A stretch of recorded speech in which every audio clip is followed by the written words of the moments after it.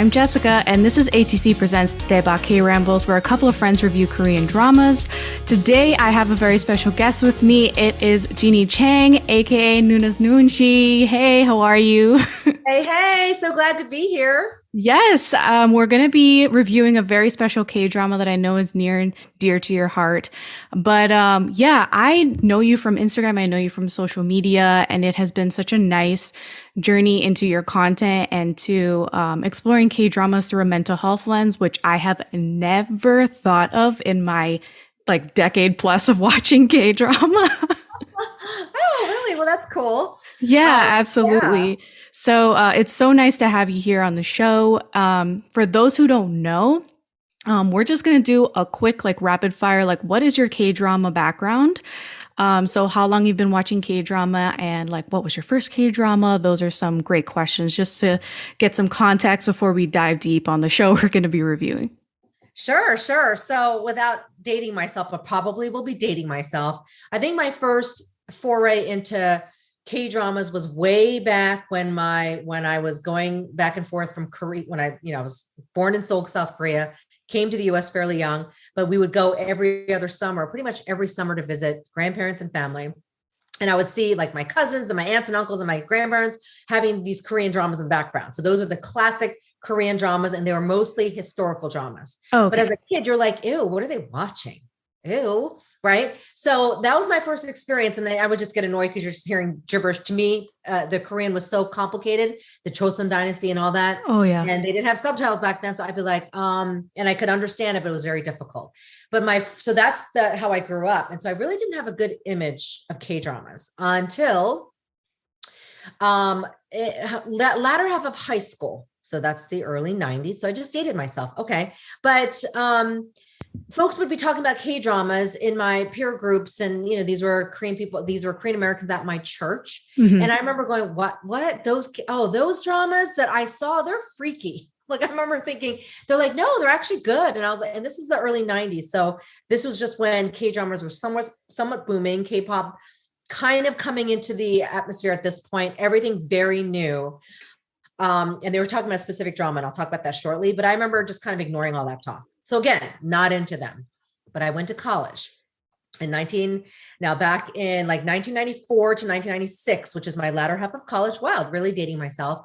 At NYU has a huge Korean international student population. And of course, they became my friends, right? And they loved making fun of me because my Korean was very American, like my accent. But I learned a lot from them. And some good and bad, meaning, wow, I really don't like at this aspect of the Korean culture. So I really started hearing all these K-dramas they were talking about. And I remember they said about a specific one or specific actress, Chejin. And I want to talk about her. She's the sad news. I'm going to just say it. She did end up dying by suicide at the age of 40, but she was the it K-drama queen, kind of like Sonia Jin, Kong Hyo-jin, all the people that we see now. She was it. And she was super bubbly. And what I liked about her characters on K-dramas, the first one that I watched technically that I loved was Jutu, meaning jealousy in Korean. And it was out, I saw it in 1996, but it might've come out before then. But that was when I graduated from college. And it's pretty much what you see now, very dated back then in the 90s, but chipper young girl, feisty Korean girl that was poor, right? I'm sorry, I'm thinking of another one. Sorry. This one was feisty, but had a best friend. And it was like this love triangle. And Jutu, meaning jealousy, was all about how their friendship blossomed to love, but it kind of came for her first. Does that make sense? And she was heartbroken when he dated someone else. The classic trope, right? Yeah. But I loved it. And the reason why it's very important to what I'm doing now is it really shifted my Korean American identity. Meaning before that, because I'm Korean American, did not like being Korean American. I wanted to be American.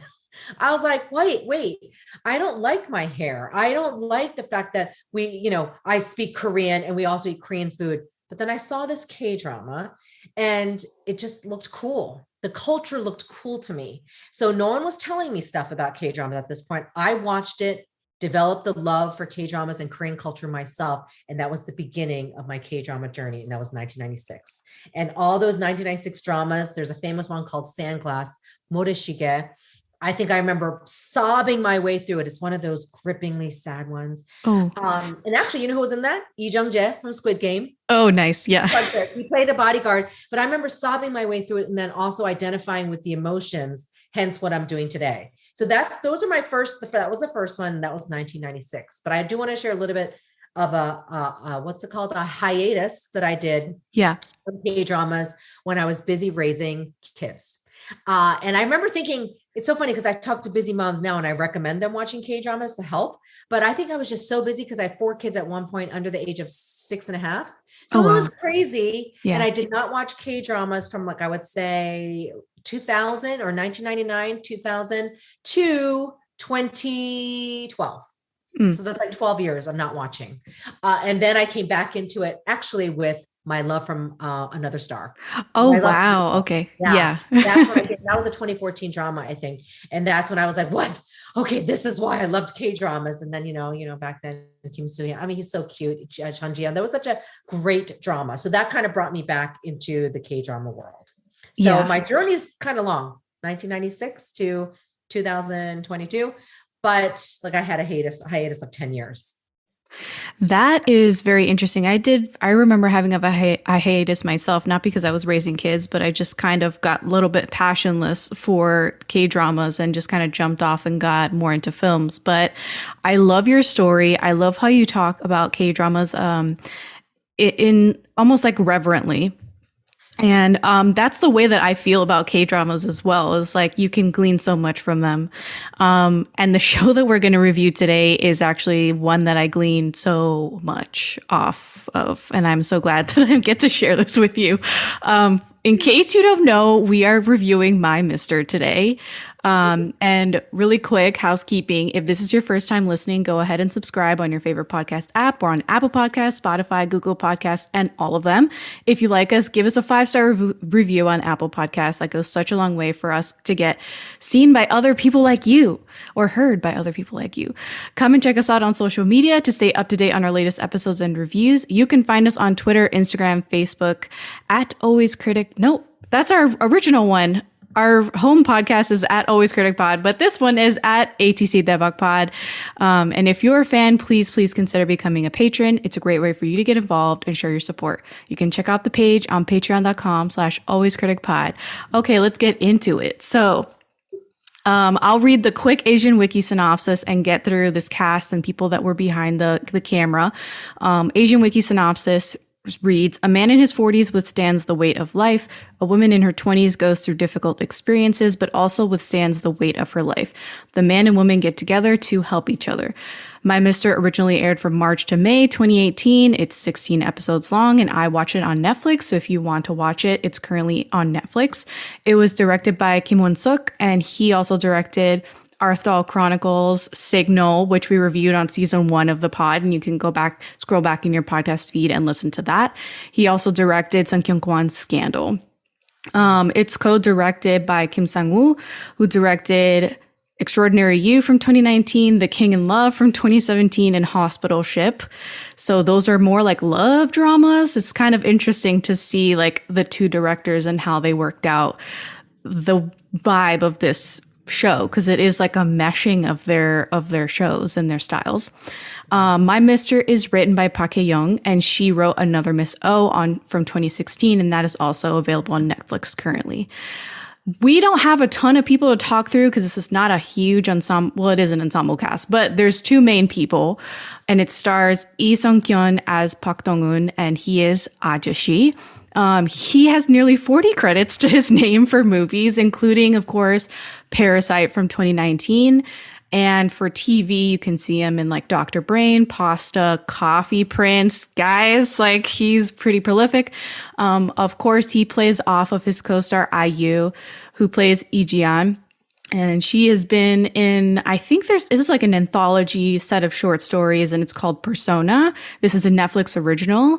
And then she's been in a bunch of TV shows as well. Hotel de Luna, Moon Lovers, The Producers, You Are the Best, and Dream High. I recognize her from Dream High. I'm always oh yeah, it's IU from Dream High, which is a little bit older drama. But yeah, so now that that's out of the way, Can you tell me what your thoughts are on My Mister? I love the reminder, though, of the background of Asian Wiki, just who was starring and who directed. And sometimes I get so into the actual drama and storylines, I sometimes forget who directed and who wrote it. So thank you for that. IU actually, I started watching, I know IU from her songs, her Korean singing, but Dream High, that's something I'll admit, I did not see Dream High because that passed the 2013 window. So I went back and watched a lot of them, but I didn't do Dream High. So I have to make sure I do watch that because I've heard good things. But you were going to say something about IU. IU has the voice of a fairy angel, and I love her music as well. Like, I think she's more of a music artist today than I consider her an actress. But her acting, we'll talk about it. But go right ahead. Talented. Hence in My Mister. Okay, well, I would rate My Mister like 100 out of 100. So My Mister is one of my favorites. It's a tie with another one, Reply 1988, another story. But My Mister is one of my ultimate favorites because not just of the story and the experience of watching, like we love watching K-dramas, but because of the mental health messages and life stories that we can apply, that we see on the show, that you can apply in real life. And the acting that I think obviously is underrated in the sense of you don't hear about the funny thing is My Mister won the best K-drama of the year, FYI. But people don't talk about that. They remember like Mr. Sunshine, which was also that year. I mean, there's quite a bit that year. So it went a little underrated, I think, except their acting was brilliant because it was real, like real and raw. You don't have to overly cry to be like this great actress. I just love their monotoneness, actually, to be honest with you. The way they talked was very flat because of what they were experiencing. And I talk about it being a good example of depression, actually, but I can't even say enough. So I'll pause there, but I love this K-drama and not a lot of people. No, actually, I should rephrase that. A lot of people watch it. A lot of people have loved it, but I could talk about it forever. It's my staple. I tell folks, if you want to find a K-drama that affects your mental health in a good way, obviously I'm not going to recommend something that might be stressful. I said, just stick with it. But by the end, you will feel some sort of way that's just, I think, very encouraging and in a really empowering sort of sense. I agree with you. This is my first time watching My Mister. And I avoided it because I saw the age gap between the two leads. And I hate age gap romances, and I hate, I just dislike age gaps. I find it uncomfortable. And especially when it's like older man, younger woman, I'm like, okay, that's even more cliche. Like, so I just like wrote it off. I was like, even if it's not a romance, this just looks really bad to me. And that's some of the critique that they got in Korea. I'm sure. But I think after watching it, I feel very apologetic to this show because I loved it. It's bar none like top 5 K-dramas to me of all time. And I've watched plenty of K-dramas. This is really, really good. It is not a romance drama like by any stretch to me. I feel like this is more of, you can't watch it and turn your brain off watching it. You should be paying so much attention to it. It feels very moody. It's a winter show and it feels like it. It's melancholy. It's serious. It uses dark colors in the cinematography. And even now looking back on it, I feel like most of the show took place at night. And like, even though I know there were daytime scenes, it just feels like the whole show took place at night. That's a good point. I think a lot of it did. Yeah. In some sense. Yeah. Mm-hmm. It was quite an experience for me. I think that some storylines really resonated with me more than other storylines. But their relationship between Ajashi and Ijian is so unique. I don't feel like I've seen such a relationship between other characters in K-drama before. It was like, I was like, how do I even label this? Like, this is like, they just like deeply understand each other and they support each other. And there's this like unconditional like caring involved but they're not family, but like, it's like all of this stuff like wrapped into their relationship, and it is platonic. And that might be a spoiler, but it is platonic. And I feel like I want to see more platonic male-female relationships. I'm of the opinion that we haven't quite gotten through the when Harry met Sally, can men and women be friends argument yet. And art or entertainment is constantly trying to test the waters and see if they can craft these kind of relationships that make you think, yes, you can be friends with a man or vice versa. And I like that about this show tremendously, that this is like a successful, believable, platonic relationship between a man and woman. And the woman happens to be very young and feels very old. It's like all of these things are quite different and unique. And I would say that they pulled it off really organically in the show. I would agree with you. Definitely. I was going to say, so much to say about that relationship. Yes, it was frowned upon in Korea, but obviously one of the best dramas. So they overlooked all that and really saw the depth of their relationship. So I'll say two things about that, because I think that's part of the appeal to me and mental health. Jeong, which I'll break down a little bit, a Korean concept of connection and kinship, but also, it's so funny you talk about When Harry Met Sally, because I use When Harry Met Sally in my work all the time. It actually did become a When Harry Met Sally moment because she did have a crush on him. All right, sorry, spoiler alert, but okay, I don't know if that's okay. Okay, it's like hard to do. It's that she did end up developing feelings. Let's put that there in her own way, because he was so good to her, and probably the only time she had that in her life. Really, that's somebody she trusted. So I was going to point out still that there is some truth to when Harry and Sally were talking about, you can't be friends with guys and girls, because that's what happened to my Mister's Lee Sun-kyun, right? So she developed some of that. I would say in that sense, girl crush, right?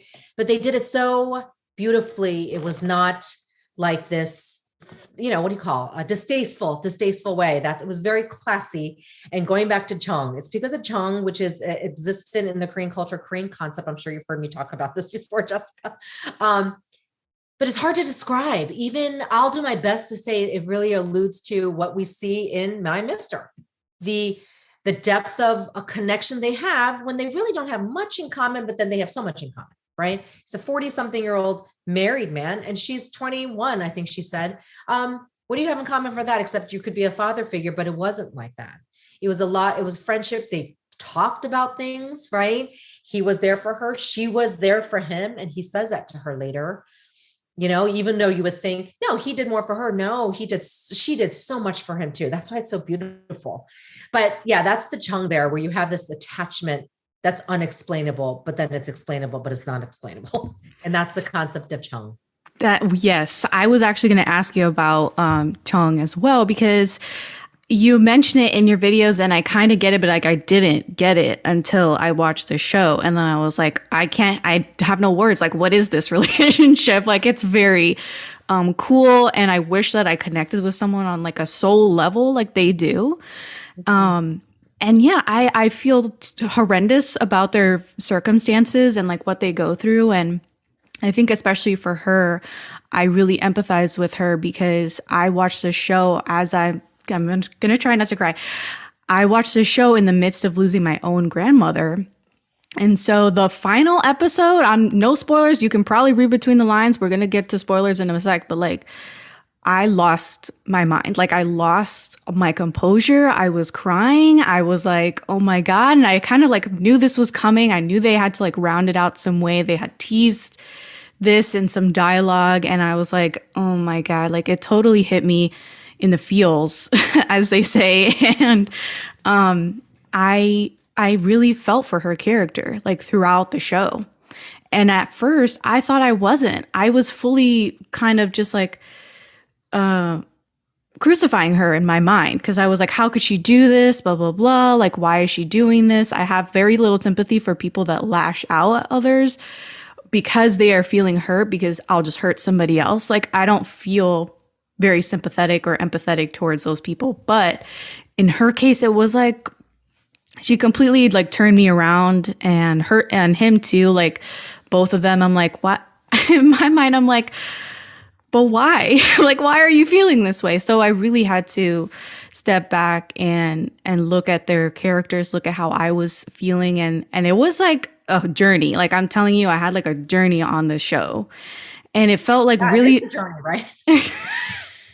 It is a journey. Yeah, I totally think it is a journey. Yeah. But I just want to share, well, thanks for sharing that about your grandmother. And as you lost it, how did you think my Mr. Help? Look at me. Oh my gosh, am I turning into a therapist? Well, how did you think it helped? Did it help you process that grief?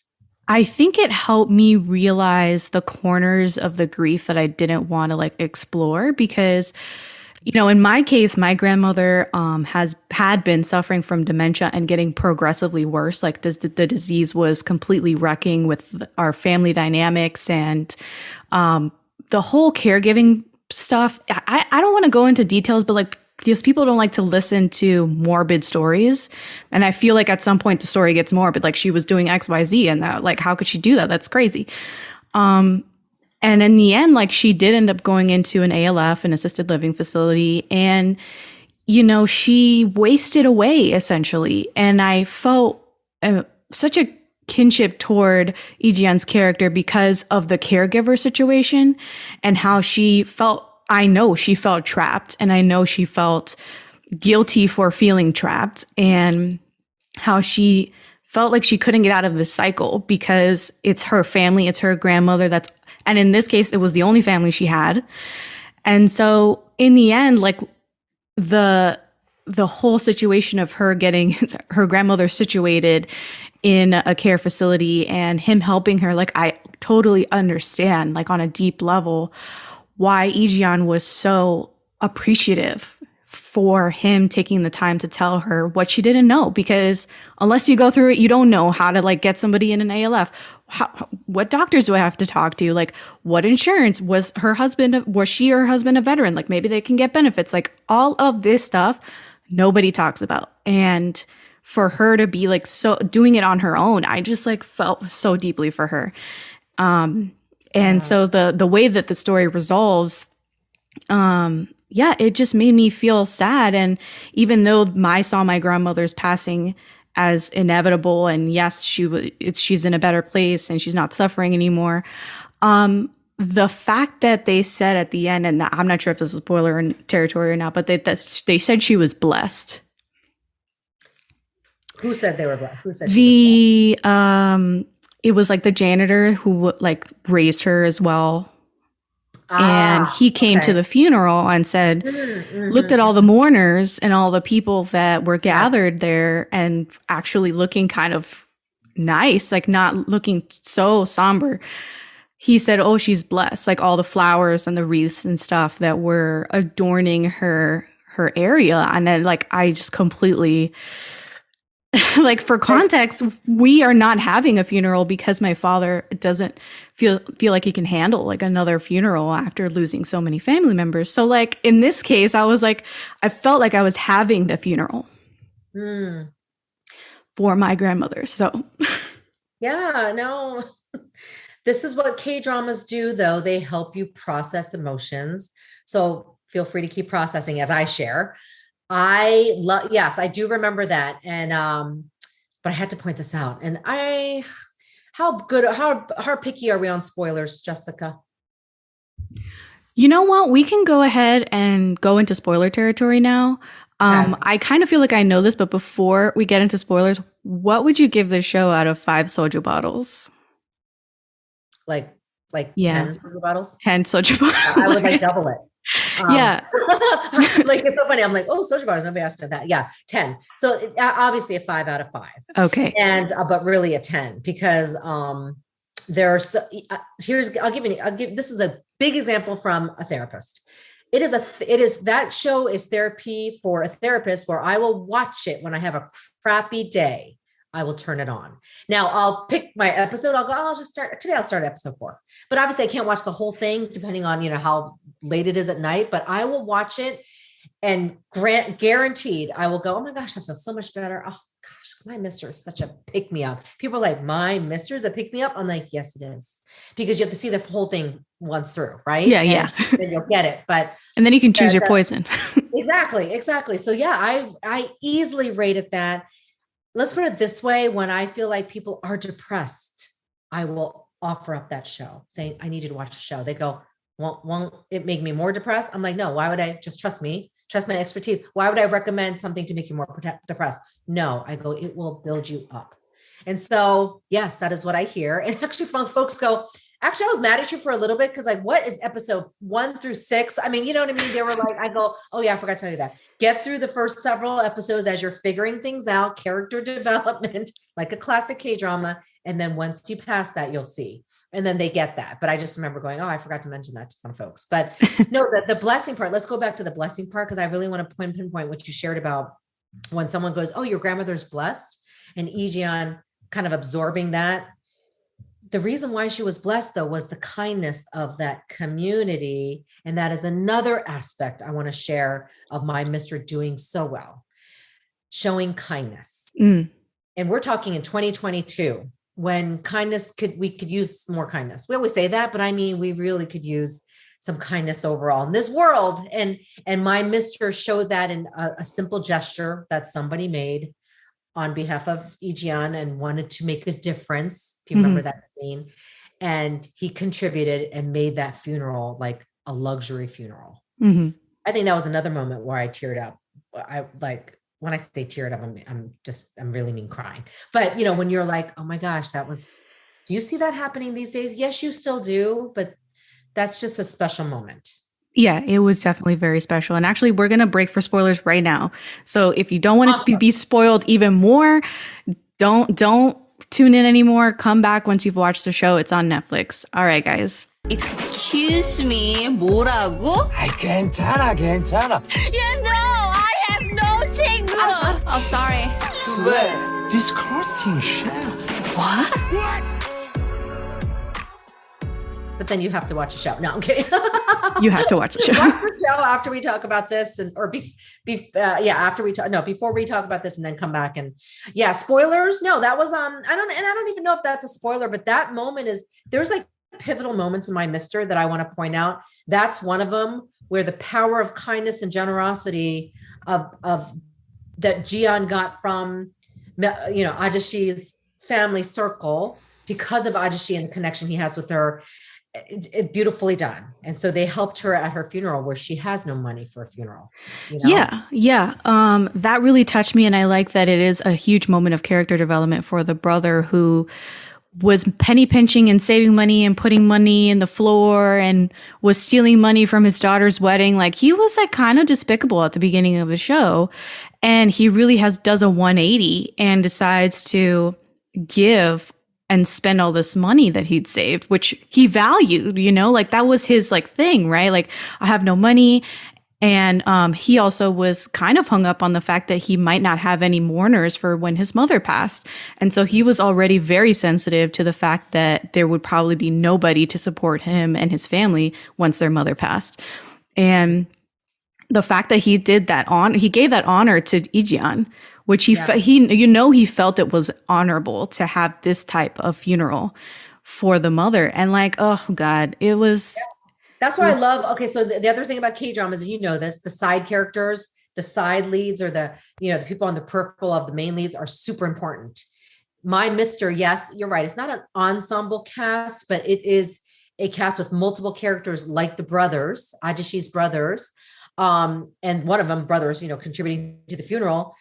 His even character growth is very fascinating, but it's so funny because, I just want to say that he also is pathetic as was that too dramatic? He's a little pathetic of a character too. You feel bad. You're like, you're the older brother, right? And, and then you think of the shame that he must have. So that moment of him spending money, all his money, and he was saying, I think it was hilarious. He's like, let me enjoy this moment.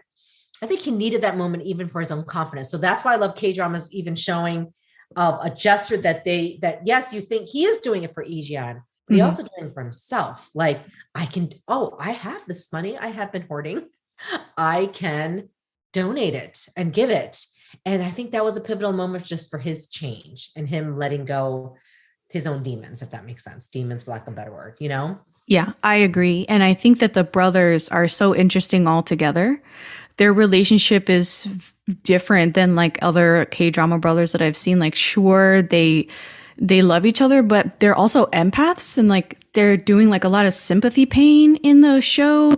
And like the brothers find out about the affair and they like freak out and start this like mourning process like on Ajashi's behalf, and they get mad at him for like bottling his emotions. And it calls back to like what the mother had said earlier, that when one of them is in pain, they all are. Mm. And that it's so funny when they're okay. Let's talk about the middle brother. Love him.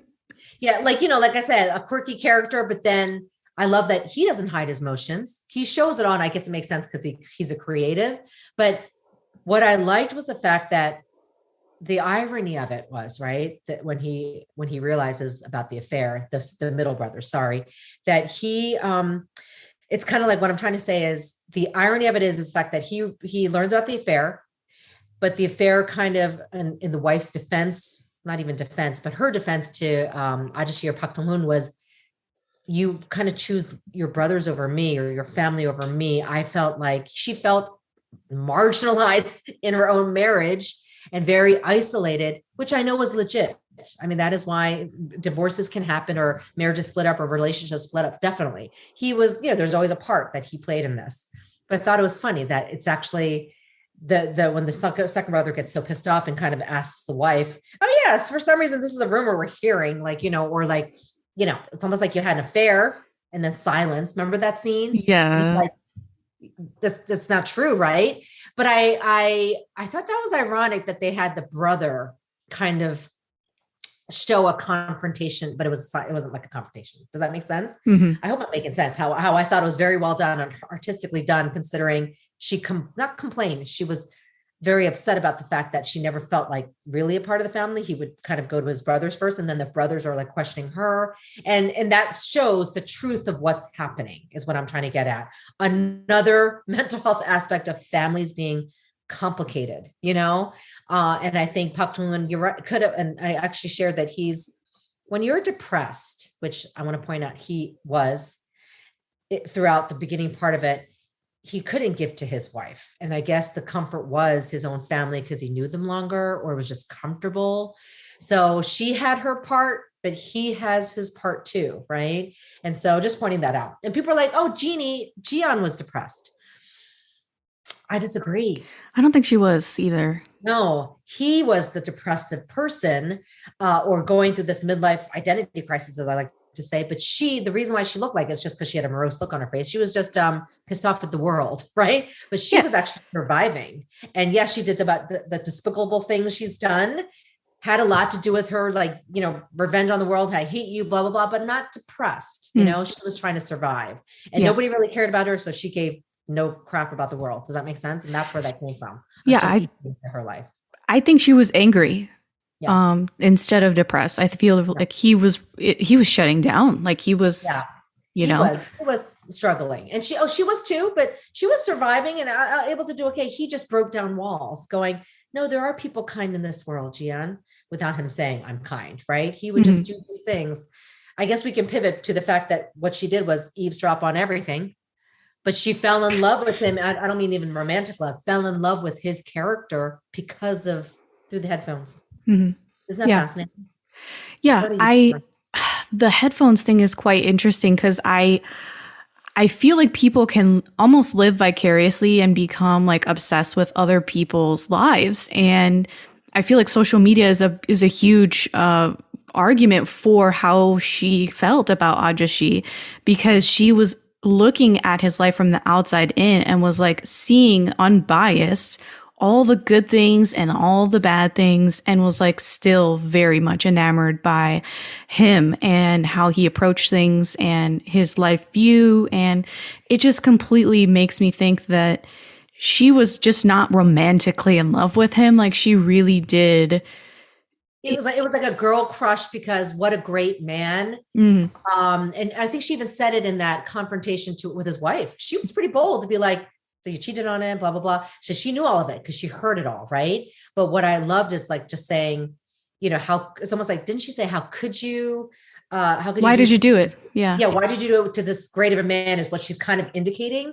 I really also thought that scene was beautifully done because a 21-year-old girl is telling off a 40-some-year-old woman. Yes, she had an affair and she's scolding her, but it's not about that. It's more like, do you not know this? This man's like awesome. And I thought that was so cool. And she does that so well in the last 5 episodes. Jian is so verbal about how highly she thinks of him. But we'll pause there because there's more to say. But yeah, that's just yeah. Yeah, I agree. I think that let's talk about the infidelity, because I was running the gamut of emotions when he figured out that his wife was having an affair. And I called this whole time in the show like the phone booth chronicles, because it was like he was like piecing it together. And there was like a, workplace political intrigue also like in the mix. And I found the episode where she finally apologizes, like literally prostrates herself and gets down on her knees and says, "I'm so sorry." Literally, she doesn't even have to say what she's sorry for. And he finally loses it. And he says, "The moment you cheated on me with him, you pretty much sentenced me to death. It's the same thing as telling me that I deserve to be cheated on. It means I'm worthless and that I deserve to die." And like, there's like 50 different things you can like say about that whole statement, but I found it so profound how you finally get to understand what he was feeling, other than, breach of trust, betrayal, anger, but this concept that you've like belittled my existence. Yeah. And you know what's funny? So here's my analysis of that. Yes, he was definitely, it was so profound. Instead of saying, you terrible person, you cheated on, blah, blah, blah, and saying that like you basically sentenced me to death. I actually believe, though, he believed those words, and it's like turning it onto himself. He also didn't feel good about himself. He definitely, so what I'm trying to say is when he was confronting his wife, he was speaking to himself as well. Does that make sense? It's like, I also have belittled myself. That's my analysis. I see what you're saying, and that I have a stank face on. Because I'm just like, oh God. Well, because he was a depressed person. So when you're kind of in that state, you don't think that you're kind of this dark cloud of a fogginess that you're not seeing things straight. You're also not feeling good about yourself. And at that moment, him expressing, remember punching the wall. I mean, I was actually glad to see that. I was like, whoa, whoa, he doesn't act like that. That was actually, I believe, cathartic. It was like a shift going, wait a second. This should not be happening to me. It's like that pivot to now the latter half of the K-drama that we see him changing. And that's when I say his depression is being worked through. But already at that moment, him expressing it, I felt like that was like that moment of like, okay, we're working through your depression. Does that make sense? Yeah, because he's actually feeling something, you're not quite sure. Yeah.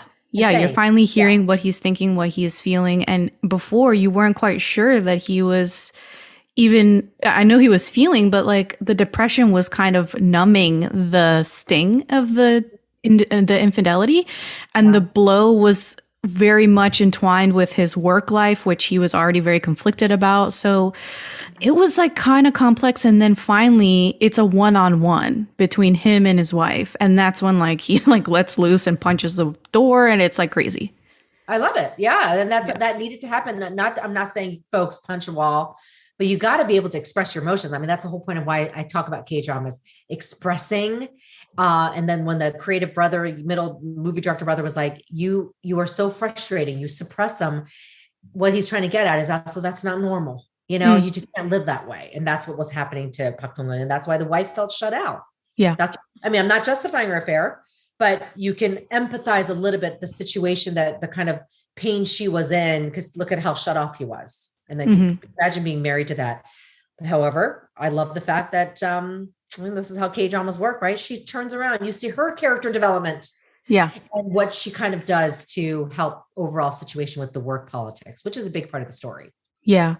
I do want to touch back on the community and the neighborhood aspect that you mentioned prior, because there were some funny moments with the neighborhood and moments that just made you really emotional. So like, the 1 minute they're running all over the neighborhood ready to throw hands because she showed up with like a busted face. And then next minute they're being very gentle with IU as they like walk her home, and she lives in a crappy neighborhood. So it was a little bit of push and pull. I'm usually not one for these type of side characters where they're not quite essential to the story, but it's like they're passing time with the main characters, and that's why they're in the K-drama. This set of people were lovely. Like I actually developed such a fondness for them, and how they sort of support all of the main characters and the brothers and all of them. It's like a safe haven for them to hang out with their friends in this neighborhood bar. And I love when they drop off IU or Ijeon, and they all stop and look at her when she says that she wants to be as old as they are, and that because then life will be easier. And they all just stop walking and look at her. And there's this like beat of like all of them realizing that, wow, she's very sad. And wow, she has no idea that none of their lives are easier. To me, Paramore, I love the band Paramore when I was growing up. And there's a lyric from them that came to mind when I saw that. It's not that I don't feel the pain. It's just that I'm not afraid of hurting anymore. And at their age, I feel like that's how they go through life. Like, yes, I'm going to be in pain sometimes. Yes, like it's maybe life isn't what I thought it was going to turn out to be, but like I'm not afraid and kind of frozen into not doing anything at this point in my life. Wow, I love that. And I remember, and yeah, Paramore. You grew up with Paramore? Okay. Yeah. Age difference now. Do you see me? No, I'm kidding. I love it. No, I love that scene too. I will share my thoughts on the community. I know you're right. Some characters are not as important in other K-dramas, but then you have the community, and My Mistress super important. And then even like things like Vincenzo, the community was important. So it really makes a difference. But that particular moment, I also felt sad for Jeon saying that, because I think she just, at 21 years old, she basically was saying she wanted to fast forward her life because she just didn't like it. I mean, she wasn't in it. You know, she's like, oh my gosh, maybe if I fast forward, I'll be 40. And I don't even think she thought it would be better life. She just wanted to like skip years to not be what she was experiencing now. But you're right. When they stopped and looked at her, I saw a look of, I thought everybody was pleasantly like empathetic, but she realized they were looking at her. Remember, she was like, what did I just say? And then let me just set the scene up for you. My ultimate favorite scene though, was when they walked her to her door, looked after her. They asked somebody to look after her, but then she said, and I did a YouTube on this, thank you.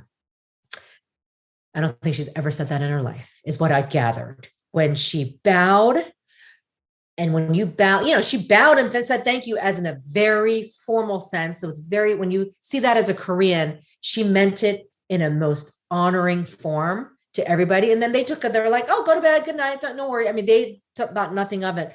But the moment for me when I realized Jeon was shifting herself is when she accepted their kindness and was like, this is a good community, so I'm going to say thank you. And you don't see that in her bitter character way before that, if that makes sense. So that community changed her. It absolutely did. But the community changed her. Yeah, it absolutely did change her. And at the end of the show, I think she even says like, if I'm reborn, I want to be born in this neighborhood. Yeah, she did say which that. Which is like, oh. Yeah. I love the older woman befriending her and taking good care of her. And that's another challenge, just being like, hey, you want to sleep in my place? You're welcome. You're here. Let's be friends. I mean, she didn't have to say that. She could just say, you could just sleep here and that's it. But she's like trying to befriend a 21-year-old girl. That's another example of just like things inexplainable that I think that's just so heartwarming to see.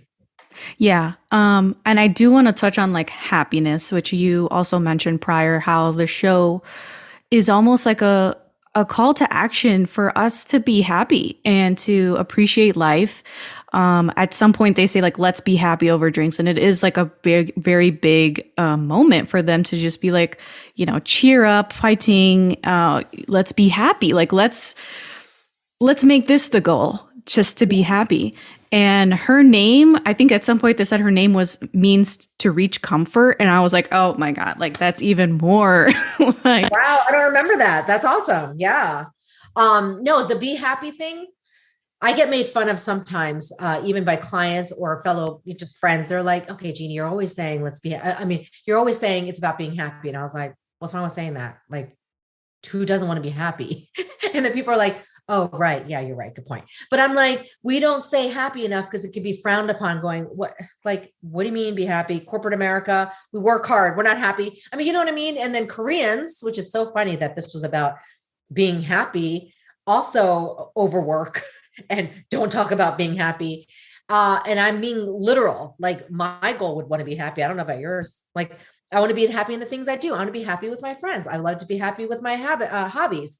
And so when she was like that sobbing scene, yes, spoiler alert, but sobbing scene in episode 14, I want to say, where she's like, I just want you to be happy. She meant it to that, like to her death, basically. And she's sobbing and he's like holding back tears and saying, okay, I will be happy. Just you watch. He's not trying to prove to her. He wants to prove to himself and the world that I'm going to be happy. And then that's basically their last time together before she moves on to her future was like, let's be happy and drink to it. You know, we don't say that enough. Do you say that? I don't say that every day. I say it to people and I'm telling them as a call to action, but let's be mindful about trying to make ourselves happy. And why not make that a goal? And then everything else I have to do has to do with that. Right. But yeah, I think I love that they said that. It's beautiful. It's beautiful. It's poetic. And it also feels like it goes hand in hand with this other side story of the neighborhood friend who became a monk, like a Buddhist monk. Yeah. That whole storyline, I couldn't wrap my head around it for the longest time. I found it very weird because his whole rationale for becoming a monk was that he didn't want to own anything. He considered that if he built his life around what he could acquire, like a wife, a house, a car, kids, a job, that if he lost any of those things, he would crumble. Like his whole foundation was built on a meaningless stuff, is what he like considered. And I almost felt like, oh, wow, he's so cool for doing that. Like just giving up everything and like going to live in the mountains and being a monk. And he's so cool. Monk with a cell phone. And and at the end, I don't think he made the right choice, because to me, at the end of the show, when you kind of see him blocking out everything and meditating, it was almost like a last ditch effort to like validate his decision to become a monk, where he's like, oh, I'll just like shut everything down, meditate, and maybe I'll get recentered and be the monk that I'm supposed to be, like the good Buddhist monk that I initially set out to be, instead of this being the escape and this being me trying to avoid these things that made me guilty. Yeah, you're right. It is. I'll be honest too. That's not like my favorite part of the story. It definitely felt it was interesting seeing even Ajashi or Pak Dong-eun go visit him and their friends. And obviously he was part of their whole gang. And let's be real about how they used to be in love. The bartender girl who owns a bar, and she's still in love with him. Right. I did think that. I'm like, how does this play a role in it? And maybe it's more about her story, but you're right. I didn't quite I'll be honest. I don't quite understand it, except I'll share one thing. I think he really did want to be a monk. Or, I mean, I took it literally like, you felt like it was your spiritual calling. You did end up hurting the woman you love, but I guess love and wasn't enough for you, as in you wanted to follow your spiritual love. That was the way I interpreted it. She was devastated, clearly. So I felt very empathetic for her, and then felt like saying, hey, woman, if she was like my client, you deserve someone who will actually love you whole 100%. I know he became a monk and that's the guy you love, but that was his calling and he chose that. So then that you deserve someone who will choose you. That kind of makes sense. But I just took it literally. He just wanted to be a monk. Yeah.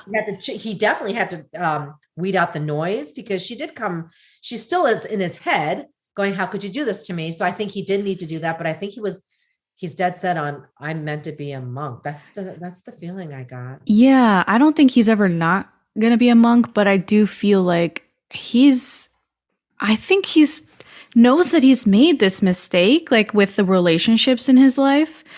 And it's almost as if he's died. Like the way that she reacts to people talking about him and saying his name, and the way that Pak Dong-eun is so like almost devastated that he doesn't have his friend anymore. On some level, I was like, we need to see a prequel. What happened? Like what happened? He has his own sharing, but I will share. He does come to reconcile. Remember, he comes back at the end with flowers. It's kind of his way. I think that's his way of saying, not like I'm going to give up my life, more like, let me kind of figure out how to work with you here because I never really maybe explained. Maybe he just went, I'm going to be a monk. It's God's calling. See ya. You know what I mean? And maybe that's how he handled it, which is very not good with relationships. But I think we see him trying to come back and go, all right, let me be in your lives. Cause you can be a monk and still have friends, it's just that you are bound to a monastery or whatever. But I think you're right. I think he kind of closed himself off a little bit, like detached and it was him coming back too. So there was that story there, but yeah, I was always like, this is interesting. It's interesting because Park Dong-eun in his like a voiceover and stuff, he seems to admire this choice that his friend made, even if it hurts him deeply that he doesn't have his friend, around anymore. I think men are different, right? That they can respect that where the woman is like, how dare you? How could you? Yeah. And on some level, the bartender lady, like I don't want to delve too deep in her stuff because it feels like it wasn't resolved in a satisfactory way to me at all. But her journey is a little bit tough to believe because it has been like 20 years since the relationship crashed and burned.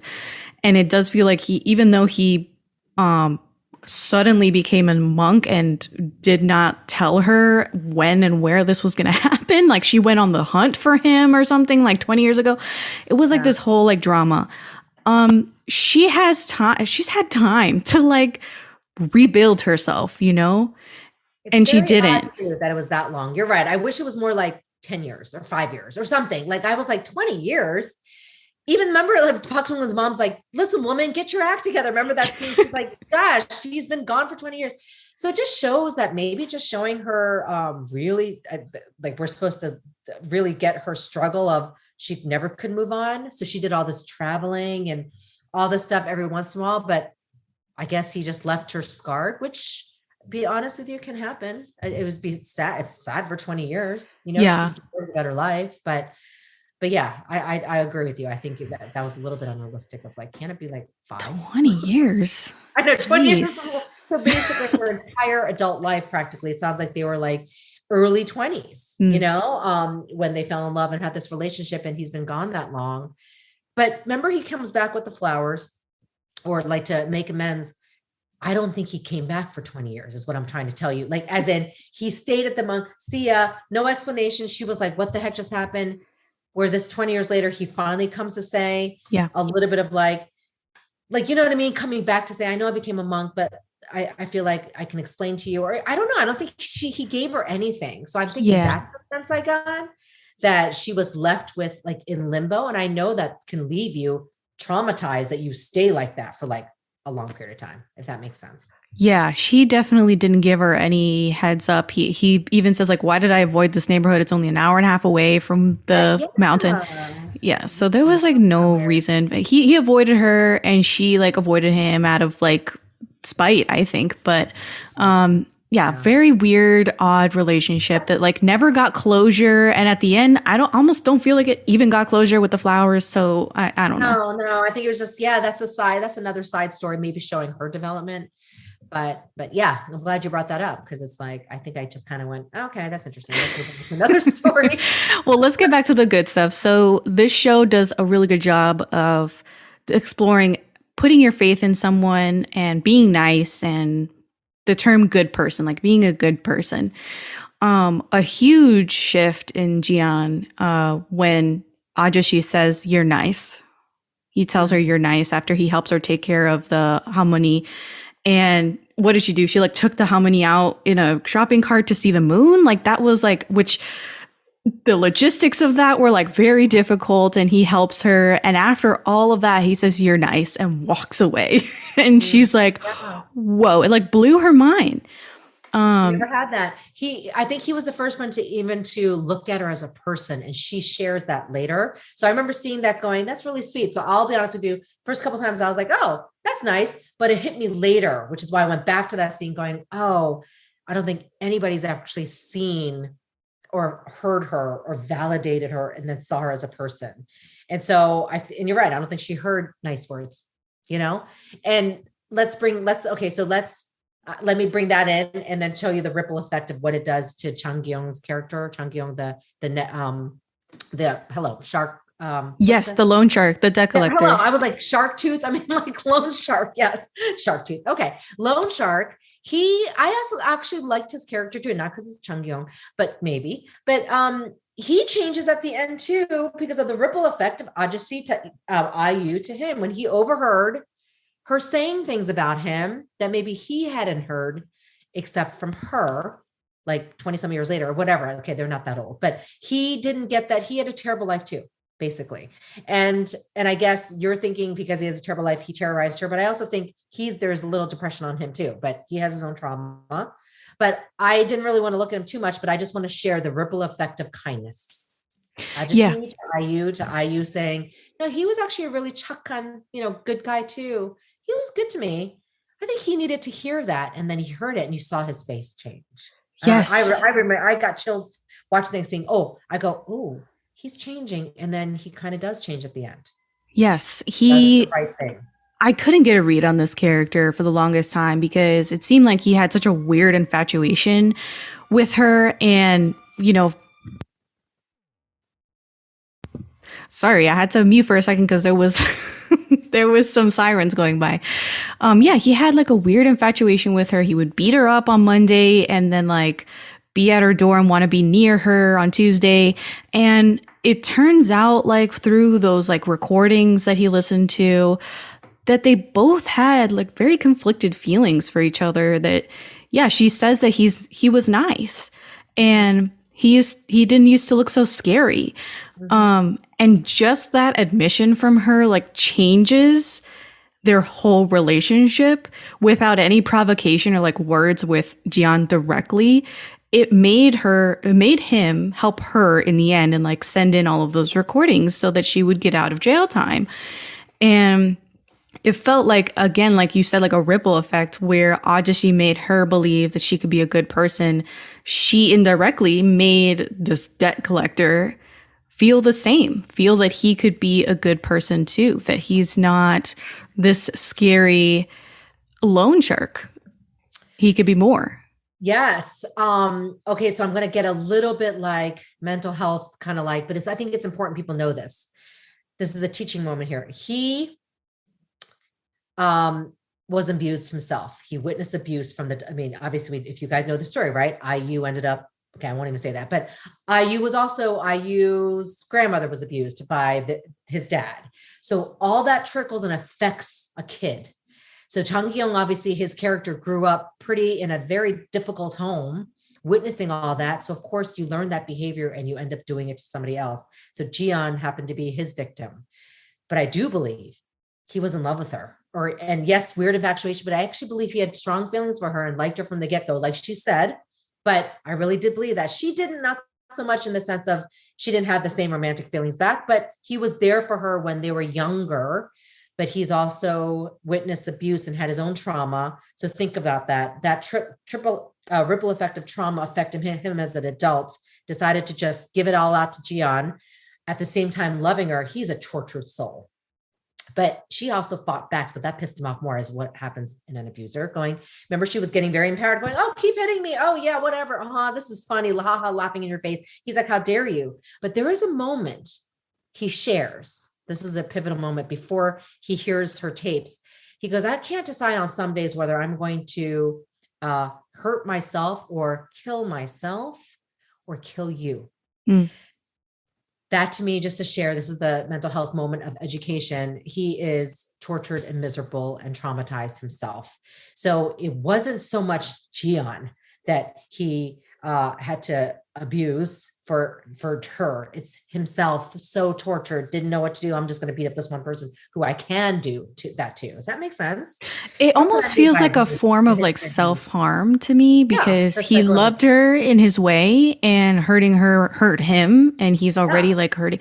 It's weird. It is weird. No, and that's the very harsh part. But I will say, remember, he tracked her. He's like, wait a second, who's this Ajashi? I'm seeing her smile. Who's she smiling at? He had his own, I almost felt a little like, bad for him going, I wonder if this is going to change him. And I think it does. Yeah. So I think him seeing that she's happy. So it's very complicated, but like, I think at the end, when you said he made the right choice to help her, he was very feeling good because he's like, you know what? She said I was kind. I think I am kind. I think I can be kind. That's what I'm thinking is in his head. And then you see him walk off with some peace. Yes, there is I hope peace. that he would have a better life is what I'm envisioning. Yeah, me too. Definitely the weirdest second male lead I've ever seen in a K-drama. I could see that. And even then he was barely a character, but he did some good acting. I don't like seeing Chang-gyung in that role, but he was good. Like he was definitely mean and scary. Yeah, he was, what else have I seen him in? I've seen him in like My Roommate is Gumio and a couple other things, but this was the most vilest that I've seen him. Yeah, that's right. He's a little, I love him in Go Back Couple. Oh, okay. I haven't seen that one. Oh, he's so cute in that you're just like, oh, and then you see My Mystery, you're like, ugh. Yeah, he's scary. Like, guys.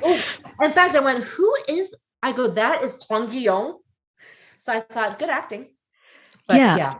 Mm-hmm. The aura or whatever he's putting out in this show is like vile, and kudos to him for really, like, he looked unrecognizable, even though I didn't know who he was. I was like, who is that? Yeah. So he did a great job. My mister. Yeah. So this show also does a lot of talking about failure and bragging and what you can do about both of them. Because for me, like, the film director brother is the poster child for failure, because he, failed in his chosen career. He's a creative, and he kept getting visited by this like former actress who never made it in the biz. And it seems like at first that she likes him, but then she mostly sticks around because his horrible life makes her feel better about her own failure. And it wasn't that her terrible acting skills made his career flounder. He just failed on his own. Like, she's not responsible for his failure. And that made her feel good. They're both odd characters too. No, it made her feel good. That's another patheticness of the story. Pathetic is not the right word, but that's how pathetic they were. Yeah. Struggling at the time as we were watching. But I also like their character development and see that's what I mean. You watch the show and you end up going, there's hope in this world, or there is good in this world, or wow, if they can do it, so can I, kind of thing, But you're right, failure and just having to navigate feeling like a failure. How can you navigate that? And they show that you can. You can. They kind of make it seem like when they were fired, when they lost their business, when they failed at their, film career, that they felt like they were on the edge of a cliff. And then all of a sudden there was just more, like, okay, I'll just be a cleaner. Oh, okay, I'll do this. Oh, I'll go into business here. And like, it's not this like end all be all thing that they kind of made up in their head, which I like, because at the end of the day, he kept saying, like, I feel kind of fulfilled. Like, I'm cleaning all day and I like working with my hands. I like being on my feet, and it feels like I've done something, like, today, versus, how I felt before, where I was like kind of like waiting around and kind of working between things. And being bitter. Like, I look at the emotions. He was just bitter, resentful, is what I sense. We don't see it all the time, but just what I sense is that, because he even sounds bitter when he sometimes talks. But then that last moment for him, what it looked like, the movie director, or screenwriter or whatever he was, just coming with stories because of the success that he saw the actress had. That's another ripple effect of like, look, okay. I mean, you know what I mean? It's just like, oh my gosh, it's so well done when I think about that. He had to start writing after the moment he saw her in a movie. Like, you don't have to do it that way. You could just be like, let me just start writing. I'm motivated now. But he saw her success, cracked up at her acting and thought it was good. And then thought, oh, I can do this, and let me start. And I thought that was so cool. Yeah, because he knew her journey. He knew that he affected her journey in a major way. And just seeing her overcome everything, even though their romantic relationship didn't last, it almost like she was like a muse for him at the end of the day, where he was feeling like, okay, maybe I do have a little bit of skills here. Like, cause she kept saying, you have talent. Why don't you get back into film? Like, you should try again. And he would get annoyed by that. But at the end of the day, like, her words finally sunk in and he starts writing again. And it's like very fulfilling to see that. It is. But I think the lesson with failure, or like failing through things, is also sometimes people have to come to their own it's about timing and whether they're ready. I'm sharing that because that's another life lesson. I feel like people get pushed to do something. It's not their time. They're not ready. Even if you think they're the most talented person, you're like, do it. You know what I mean? It can actually stress that person out more when they're like, but I don't feel that way. So they have to feel that way. I agree. He was ready at that time, which took took a couple years after she left and became famous. It was like at least a couple years in there, I think. Yeah. There was a little bit of a time jump there, and he certainly wasn't ready to like pick up a pen again and start writing right away. So I do completely agree with you that it's all about timing as well. Like even if you hear a good thing 20 times, on the 21st time you're ready and you're like, oh, like fertile ground. So yeah. The last thing that I have in my notes is about the old chairman and like him versus the executives and this work culture that is really pervasive and nasty. And how the old man, I felt, had such a Western outlook on professionalism and relationships between higher ups and subordinates. And he stops to talk to like the building janitor and appreciates hard work and pulling yourself up by your bootstraps because he started from the bottom. He built the company from nothing. But his executives find this mentality like so repulsive. And they're stuck in this like Korean way, like strict social hierarchy. You don't rub elbows with like low class people.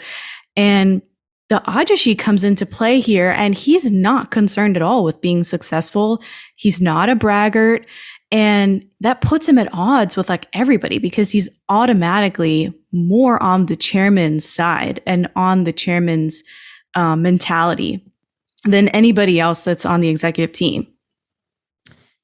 Yeah, that's the office politics, right? I mean, that's the whole office side story, which is, I want to say, a chunk of the whole K-drama, like, underlining a lot of the nuances and relationship things that we're seeing, that political stuff that kind of got annoying in the sense of, like, I couldn't stand the executives. Like, you sit there and you just want to slap the guy with the glasses. I was like, I'm going to slap that guy through the thing. And even as I continue watching, I still get it just kind of, I just don't like that, right? But the whole point is to show, I want to say that I thought it was very realistic to show, honestly, more realistic to see how the executives acted. And the fact that this older chairman, like you said, was very westernized, progressive. Thank you for sharing that. I wasn't even thinking that. I just thought, oh, he's such a super cool guy. But I realized, yes, that perspective was so different. And in the end, what are they trying to get the message out? Who wins in the end was, I guess, we hope this is always going to be the case, but the people who do right or who do well, who show integrity, will at the end come out strong, or like come out and win. Win is not the right word. You know what I'm talking about, right? Yeah. Karma. Karma, and I do believe in karma. I will say what goes around comes around. So that's the whole point of, I like that they showed that. And I do believe he wasn't brown nosing or anything like that. No, Park Jong-un, no, you're right. He just had the same values, and the chairman using his Noonchi knew it and believed he was worth so much more. And I loved when he walked in on that testimonial scene, and Jian like stops, and he's like, she keeps going, but he walked in when she's sharing emotionally what this office means to her, the company, not office, company. And I love that moment because that is also Chong. Think about it. If you hate a place, you hate a place. But if you, like Jessica, you and I meet, and we meet at like the Statue of Liberty, and it's always going to be meaningful because you and I met at the Statue of Liberty. Mm-hmm. That's what I mean. And she said she met Park Jong-un in this, which was not the best office atmosphere, but it's always going to be special to her because of that. And he heard that. And that probably literally is like hitting him in the heart because he's like that. Does that make sense? And I think if you remember, he closed his eyes. Sorry. Mm-hmm. He's like this.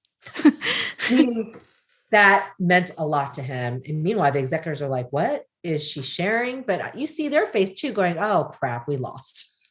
Yeah. I was thinking, oh crap, she's sharing something like poignant. I don't know. That's just my funny moment. But yeah. They get almost, they give up. Like, it seems like the executives who were on the attack were just like, okay, well, that's that. Like, the chairman heard her. Very emotional, just about Park Jong-un and how he accepted her, and how, why she was hired and all this stuff. It was just very moving. And I feel like Park Jong-un as a character, They said at one point, he said what his name meant too. And his name Dong meant power. And the best definition of a leader that I've found are those who serve others and don't like lord over them. And Ajashi had the most power, like his name says, and he had the most influence because he came at it from a servant's heart. And guess what? Spoiler alert, when he starts his own company, they all follow him. So he led in his own way. You're right. As he got out of the depression, that's what I mean. He was clouded by everything, but all of them followed him, which I want to point out is unique. I mean, yeah, you can follow your previous manager and go to a company. I know that happens, but they all very loyal to him. And I love seeing the happiness when he got promoted in the office. There's happy. And I think I saw him smile too, meaning he was ready for that. So like I said, every scene in my Mr. 10 soju bottles out of 5 deserves to be rewatched like an Oscar winning moment. You know, I was like, that deserves an Oscar right there. When the entire office claps or his team claps for him. And then they're all in the car together in their new jobs. Yeah, it's beautiful. The ending is beautiful. It is a happy ending. I wouldn't say it's a textbook happy ending, but we do get, no, it's not a textbook happy ending, but it is a very satisfying and touching ending where everyone becomes happy. Everyone becomes peaceful. Everyone finds their strength. Everyone finds their joy. And it feels well-rounded in that sense, where every character arc seemed to have a nice, discernible finale for everybody, especially our main two, right? IU and Lee Ji-yeon and Park Dong-gun. Well, they're and not only are they successful, let's just put it out there, and what they're doing, they are happy. Yeah. And he asked for that, in his head. Are you happy? Yeah. It's a nice, I like to say like, full circle moment where, you had this show that was like in the winter most of the time. Yeah. And, you had that scene of Ajashi like literally like laying in the snow, like complete despair. And then you have this ending scene, which seems to be in the spring or summer. The whole look of the show is different and everyone's smiling. People look different. IU doesn't have bags under her eyes. Like it is a complete physical change for them. You for pointing that out, but the key is that it shows that they're happy, and I just had to say that. I think that was the last line. Yeah, it's the last line in the whole K drama. Are you happy? Yes. On that note, I think I have run out of things to say. Do you have any last words for this? My last words is again. I'm going to reiterate on people look at me skeptically. When I do recommend watching it or highlight, like this, I can froth at the mouth if I love something. They'll be like, "Oh my gosh, calm down, woman." I will go, my Mr. I still mean it. Like, and even then, there's some things that you pointed out that I'm like, I forgot that. So I'm thinking, I'm going to go back to that scene. But I hope you guys, when you watch this, that you'll feel the same effect of just learning about life, learning about yourself, but also at the end, feeling some comfort and joy. That sounds so cliche, but that's really what you'll experience at the end. Yeah. That's all I'll say. Thank you. That's beautiful. And before we get out of here, I want to thank you so much, Jeanie, for coming on the show. Where can we find you online? Well, thanks for having me so much. I love our K-drama community, which is growing. You can find me as Noona's Noonchi on IG. And of course, Facebook, but also on YouTube. And so the YouTube came out of a community of students that were like, Jeanie, you say all this stuff. Can you just put it on a YouTube? I'm like, huh? I was like, okay, but it's on there. And my Mr. It's so funny. I would actually do a whole year of my Mr. But I was like, no, I better mix it up for a little bit. So you'll still see my Mr. here and there, but I'll mix it up. I've done my Mr. last month. Okay, let me give a pause and do other K-dramas and then go back to my Mr. Because I haven't even, and now after talking to you, I'm going to say, hey, by the way, because of Jessica, I'm going to be doing a deep dive on this one scene. So that's where you can find Noona's Noonchi. Thank you. Noona's Noonchi. Thank you so much, Jeanie. That's been our show. I'm Jessica, and this has been ATC Presents Daebak K-Rambles.